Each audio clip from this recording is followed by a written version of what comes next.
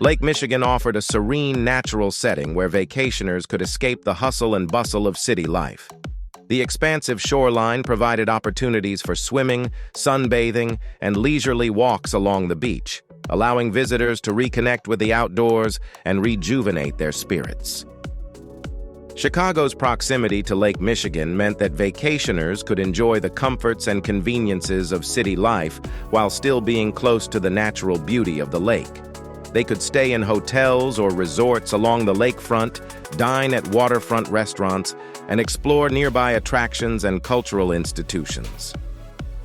Overall, vacationing near Lake Michigan in Chicago offered Americans in the 1930s a chance to escape the stresses of everyday life, connect with nature, and create cherished memories with their loved ones, all within reach of the city's amenities and attractions.